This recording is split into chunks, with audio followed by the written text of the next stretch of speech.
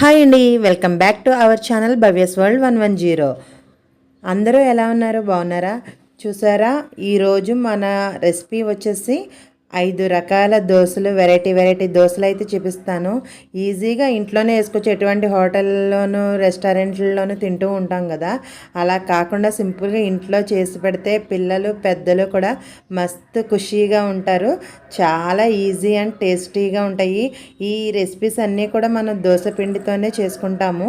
దోశ పిండి వచ్చేసి ఒక గ్లాస్ మినపప్పుకి 2 గ్లాస్ రైస్ తీసుకోవాలి. అందులోనే 1 టేబుల్ స్పూన్ మెంతులు, కొద్దిగా 1 టేబుల్ స్పూన్ పచ్చిశనగపప్పు వేసి నానబెట్టి తర్వాత గ్రైండర్ పట్టుకుని ఆ తెల్లారి దోశపిండికి అయితే యూస్ చేసుకోవాలి. ఆ విధంగా ఒక పిండిని రెడీ చేసి పెట్టుకుంటే ఇలాగ మనము ఎన్ని టైప్స్ కావాలో అన్ని టైప్స్ దోశలు వేసుకోవచ్చు. ఇందులో నేను మీకు ముందుగా ఒక 5 రకాల దోశలను కొబ్బరి చట్నీ కాంబినేషన్లో అయితే చూపిస్తాను. ముందుగా వచ్చేయండి. ఫస్ట్ మన దోశ రెసిపీ వచ్చేసి ఆనియన్ దోశ. దీనికి ముందుగా మీకు తెలుసు కదా, అట్ల ప్యాన్ పెట్టేసి హీట్ అయిన తర్వాత వాటర్ అయితే వేసి తర్వాత ఒక గరిటె వేసి చూసారా నేను ఎలాగ రౌండ్గా స్ప్రెడ్ చేసిన, అలా స్ప్రెడ్ చేసిన తర్వాత ఉల్లిపాయ కట్ చేసుకున్న కొత్తిమీర యాడ్ చేసుకోవాలి. తర్వాత అంచుల వెమ్మటి ఆయిల్ని అయితే వేసుకొని అది దోరగా కాలేంత వరకు కూడా వెయిట్ చేయాలి. తర్వాత మనము అట్లా వస్తుంటుంది కదా, చూసారా అంచుల వెంట నేను ఎలా అయితే తీస్తున్నానో ఆ విధంగా ఒక్కసారి అనేసి తర్వాత వెనకకి టర్న్ చేసుకుందాము. లేదు టర్న్ అవసరం లేదు, మేము ఇలాగే తింటామంటే అలా మడత పెట్టుకుని అయినా తినేయచ్చు. చూసారా, ఇది చాలా పలుచగా వేసిన మూల ఈ విధంగా కూడా తీసుకోవచ్చు. తర్వాత ఒక దోశ అయితే మనకి కంప్లీట్ అయిపోయింది. నెక్స్ట్ ఇదే ప్యాన్ మీద వేరే దోశను కూడా వేసుకోవచ్చు. ముందుగా ఆ వాటర్ అయితే ఈ విధంగా జల్లేసి తర్వాత మళ్ళీ పిండి వేసుకునే సేమ్ అట్టుని ఏ విధంగా ఇది ఊతప్పం టైప్లో చూపిస్తున్నాను, అందుకు మందంగానే వేసుకోవాలి. ఇది గీతో అంటే నెయ్యితో వేస్తాను. ఈ విధంగా చేసుకున్న తర్వాత పైన కారపొడి ఉంటుంది కదా, దాన్ని అయితే స్ప్రింకిల్ చేసుకోవాలి. తర్వాత సన్నగా కట్ చేసి పెట్టుకున్న ఉల్లిపాయ ముక్కలను కూడా యాడ్ చేసుకుందాము. తర్వాత చిన్నగా కట్ చేసిన కొత్తిమీర కూడా యాడ్ చేసుకోండి. మీకు ఇష్టమైతే క్యారెట్ కూడా తురుముకొని వేసుకోవచ్చు. తర్వాత అంచుల వెంబట నెయ్యి ఉంటుంది కదా, నెయ్యితో అయితే కాల్చుకోవచ్చు. ఒకవేళ మీకు నెయ్యి ఇష్టం లేదంటే ఆయిల్తో అయినా కాల్చుకోవచ్చు. మంటను కొద్దిగా మీడియం ఫ్లేమ్లో పెట్టి కాల్చాలి, ఎందుకంటే ఇది కొంచెం దలసరిగా వేసాం కదా ఊతప్పం, అందుకనేసి. తర్వాత ఈ విధంగా నేనైతే వెనకకి టర్న్ చేస్తున్నాను, ఎందుకంటే అటు సైడ్ కూడా కాలాలి కదా, అప్పుడే మనకి టేస్ట్ అనేది బాగుంటుంది. లేదంటే పిండి పిండిగా ఉన్నట్టుగా ఉంటుంది. ఎందుకంటే ఊతప్పం అనేది కొంచెం దలసరగానే వేసుకుంటాము. ఇలా ఉంటే టేస్ట్ చాలా బాగుంటుంది. వెనక వైపు కూడా కాల్చుకుని తర్వాత అయితే మనం దీన్ని కూడా ఒక ప్లేట్లోకి తీసుకోవచ్చు. చూసారా ఎంత బాగుందో, టేస్ట్ కూడా సూపర్ ఉంటుంది. ఒకవేళ మీకు నెయ్యి ఇష్టం లేదంటే ఆయిల్తో కూడా చేసుకోవచ్చు. తర్వాత నేను కారం దోశ అయితే చూపిస్తున్నాను. ఇదే విధంగా మనం ముందు వాటర్ జల్లుకొని అట్టుని స్ప్రెడ్ చేసుకున్న తర్వాత కారం ఉంటుంది కదా, కారం పేస్ట్ ఎలాగంటే పండు మిర్చి, జీలకర్ర, వెల్లుల్లి కలిపి నూరినది, అది కారం దోశకి ఉపయోగిస్తాము. కారం దోశను కొద్దిగా జోరుగా తీసుకున్న తర్వాత ఈ విధంగా స్పూన్తో స్ప్రెడ్ చేసిన తర్వాత ఉల్లిపాయలు సన్నగా కట్ చేసుకున్నవి అదే విధంగా కట్ చేసుకున్న కొత్తిమీర వేసి చుట్టూరు అంచుల వెమ్మట ఆయిల్ని అయితే వేయాలి. తర్వాత మనం స్లోగా కాల్చుకోవాలి, బాగా కాలనివ్వాలి. అప్పుడే మనకి దోశ అనేది చాలా టేస్టీగా వస్తుంది. మంటను కొద్దిగా మీడియం ఫ్లేమ్లో పెట్టి కాల్చుకోవడం వలన చాలా బాగుంటుంది. తర్వాత చూసారా ఎంత బాగా కాలుతుందో.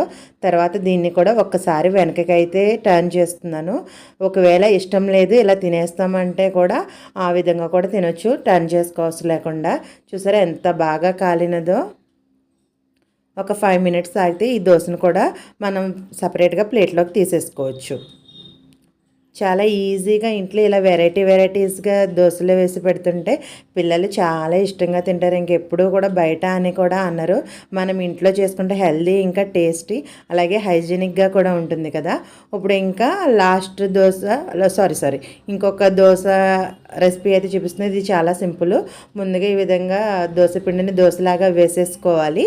తర్వాత నేను కొద్దిగా కారపొడి అయితే స్ప్రింకిల్ చేస్తున్నాను, లేదంటే ప్లెయిన్గా కూడా వేసుకోవచ్చు. తర్వాత చుట్టూరు ఆయిల్ అయితే వేసేసుకుని తర్వాత చూడండి, నేను ఒక సైడు మధ్య నుంచి ఈ విధంగా ఒక్కసారి ఇలాగ కట్ చేసుకోండి. ముందు ఈ విధంగా కట్ చేసుకున్న తర్వాత అంచుల వెంబటి అలా లేపుకుంటే తర్వాత మళ్ళీ వెనక వైపు కాల్చుకున్న తర్వాత టోపీలాగా సెట్ చేసుకుంటే ఇది ఒక టోపీ దోశ అంటారు దీన్ని. పిల్లలు కూడా చాలా ఇంట్రెస్టింగ్గా తింటారు ఈ విధంగా టోపీ దోశ అని షేప్లో పెడుతుంటే. చూడండి కాలింది కదా, ఇప్పుడు దీన్ని టోపీలాగా చూసారు నేను ఏ విధంగా అయితే ఫోల్డ్ చేస్తున్నానో ఆ విధంగా ఫోల్డ్ చేసుకుంటే ఇదిగో మన టోపీ దోశ రెడీ. దాన్ని సెట్ దోశ అని కూడా అంటారు. తర్వాత ఇదే ఆఖరి దోశ. ఇది సేమ్ దోశనైతే మనం ఈ విధంగా స్ప్రెడ్ చేసేసుకున్న తర్వాత కారం ఉంది కదా, ఇందాక చెప్పాను కదా, అది కూడా ఒక స్పూన్ వేసుకుని ఈ విధంగా దోశ అంతా స్ప్రెడ్ చేసుకోండి.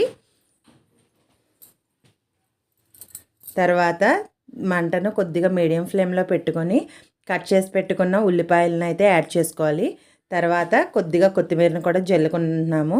ఒకవేళ మీకు కొత్తిమీర ఇష్టం లేకపోతే అది అవసరం లేదు. దీని పేరు ఏంటంటే చీజ్ దోశ. చీజ్ ఉంటుంది కదా, ఇది మనం క్యారెట్ తురిమి దాంతో ఈ విధంగా గ్రేటర్తో మనం దోశ అంతా కూడా స్ప్రెడ్ చేసుకొని మంటని మీడియం ఫ్లేమ్లో పెట్టుకొని దోశ అయితే కాల్చుకోవాలి. ఎందుకంటే అప్పుడే చీజ్ అనేది మెల్ట్ అవుతుంది. టేస్ట్ అయితే చాలా బాగుంటుంది మీ పిల్లలకి. నేను వేసిన ఈ అన్ని దోశల్లో కూడా మోస్ట్ ఫేవరెట్ ఈ చీజ్ దోశ, అలాగే కారం దోశ కూడా అవుతుంది. మా పిల్లలకైతే కారం దోశ అయితే బాగా ఇష్టము.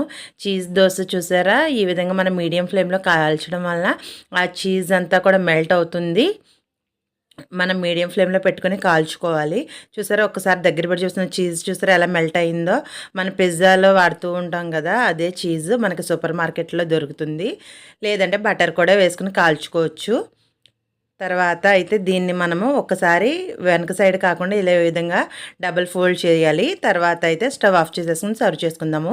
నేను దీంట్లోకి కొబ్బరి చట్నీ అయితే చూపిస్తున్నాను. కొబ్బరి చట్నీతో అయితే దోశలు అనేవి చాలా బాగుంటాయి. చాలా సింపుల్గా చేసేసుకుందాము. ముందుగా ఒక 10 పచ్చిమిర్చిని శుభ్రంగా కడుక్కొని నాట్లు పెట్టుకోవాలి. తర్వాత అందులోనే ఒక చిన్న కప్పు వేరుశనగ గుళ్ళు కూడా వేసి ఆయిల్ వేసుకుని ఈ విధంగా నేను వీడియోలో ఏ విధంగా ఫ్రై చేస్తున్నానో ఆ విధంగా పచ్చిమిర్చి ఇవన్నీ ఫ్రై అయ్యేంత వరకు కూడా ఫ్రై చేయాలి.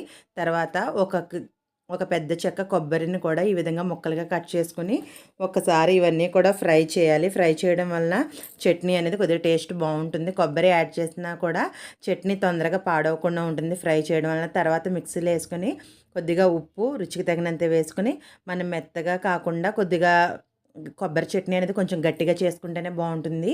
అప్పుడే టేస్ట్ బాగుంటుంది దోశల్లోకి.